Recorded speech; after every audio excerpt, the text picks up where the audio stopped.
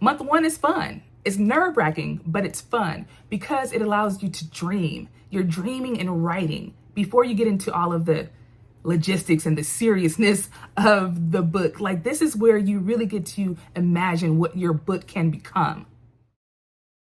Hello, good people. Welcome back to my channel. It's your girl, N.HARV, hence the name of my channel and business, N.HARV. And this is episode 3 of my Write a Book in 90 Days book challenge / video series. Now, on this channel, you will find book writing content, as I am a 10-time published author, as well as me toting around Washington, D.C., as I am a full-time doctoral student at Howard University, as well as travel vlogs, because I do travel and write. I am a traveling writer. So although you have these different buckets in this channel, or these different topics or themes, because I am a multifaceted person like most people, N.HARV still centers around words and writing. As a former English teacher, I taught K-12 English in the States as well as overseas in South Korea. I also taught English back home at Compton College. I'm saying that because the teacher is in me. So when you see these videos of me sitting down and talking and giving advice, typically book writing advice, then know that it's coming from a place of education, because this is my professional background. And I should mention that I am also a book coach, so that is like a form of teaching.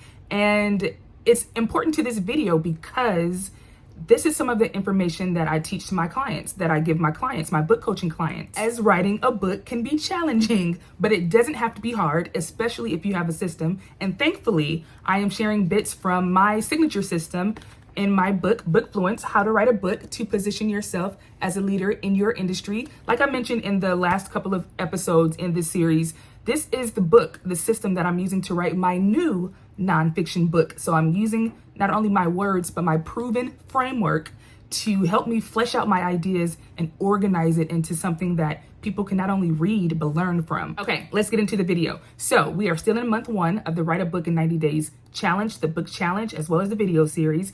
And we are outlining, preparing all of that. But in the last video, the last episode 2, I talked about how I am now starting to write. I went through the first steps of my signature system, which is like getting my author mindset together by answering some questions from the book, right? And then I really got into like the method of outlining and getting my thoughts together and making sure that I am writing to reach my target audience. But first, I had to figure out who my target audience is. And all of that is in the messaging phase of writing a book. So the preparing, the outlining, the messaging, all of that led me to where I am now, which is like really structuring my chapters and writing. But now I've reached another part of preparation, and that is research. If I can be honest, I felt a little stuck, like the words weren't flowing how they should have been flowing or how I would have liked them to flow. So instead of like leaning into writer's block, I'm like, I need to go back to the drawing board. I started to work backwards. I went on Amazon. I'm like looking at books in the genre that I thought I wanted my book to be in. And I'm looking at the word count. I'm looking at the book cover. I'm looking at the book reviews. Like, what are the consumers or readers saying? Like, what is the one thing or the couple of things, the takeaways that readers are really getting from said book? And it started to make me wonder, like, what are some of the takeaways that I want my readers to gain from my book? And that has allowed me to tweak a little bit. And as I'm scrolling through Amazon and looking at these different books in another genre, at first I wanted my genre to be memoir, which, you know, it will still have pivotal moments from my life. But now I'm leaning into self-help.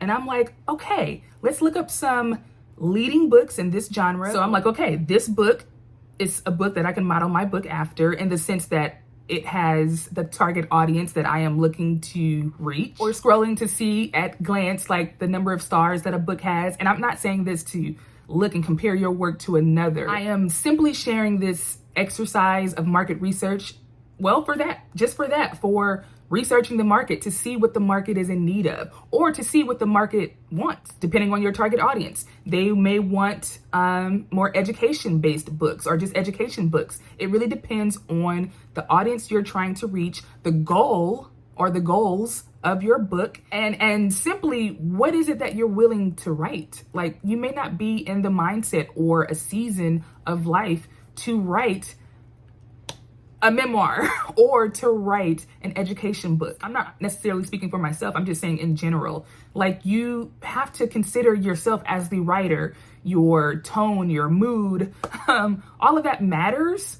Discipline matters more, but still, as a writer, you're a human being, so you want to acknowledge where you are in life because you don't want any of your emotions to bleed on your readers. You want to be in the best mental space and mental health that you can possibly be when you are sharing your words with the world, because words have power and we don't want to misuse or abuse our power. Okay, you heard it here first. With all of that said, I am switching my main genre or category, according to Amazon, to self-help. I think that this particular category or genre, this particular nonfiction genre, will be best suited for my desires for my new book. So what am I doing now? 17, 18 days into this challenge, I am rearranging chapters and tweaking my author tone. Not my author or writer voice, because that stays the same, but my tone. Like, I want it to be more problem solving as opposed to more author focused. And honestly, I am researching and I am enjoying this phase of the book writing process, because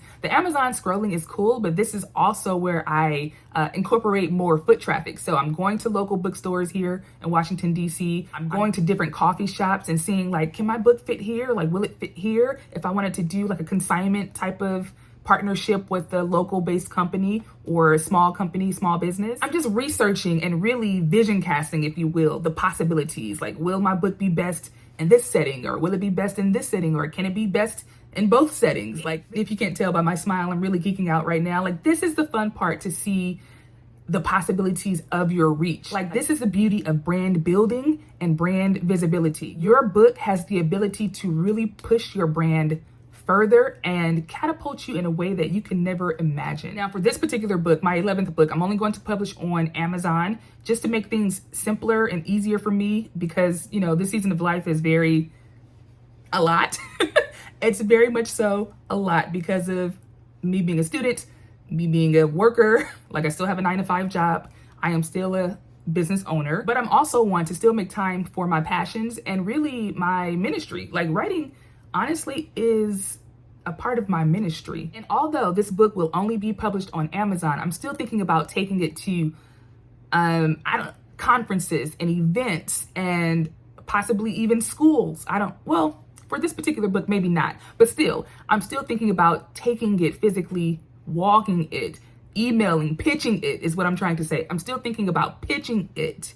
And that may cause for me to go into places physically and utilize my in-person charm to really get this book out there in the market. Okay, let me bring it back, because I know that some of you watching may or may not be writing your book along with me. And for those who are writing your book along with me, welcome to the journey. But for those who are not, you can see like the strategy happening still, right? Month 1 is fun. It's nerve-wracking, but it's fun because it allows you to dream. You're dreaming and writing before you get into all of the logistics and the seriousness of the book. Like, this is where you really get to imagine what your book can become. And that's where I am in real time. This is all month 1. So yes, I'm researching as well as writing still, and I am just envisioning the possibilities of my new book. Thank you for watching this video, and be sure to tune in next week for episode 4 of the Write a Book in 90 Days book challenge / video series. And if you need help with writing your nonfiction book, I encourage you to check out my book,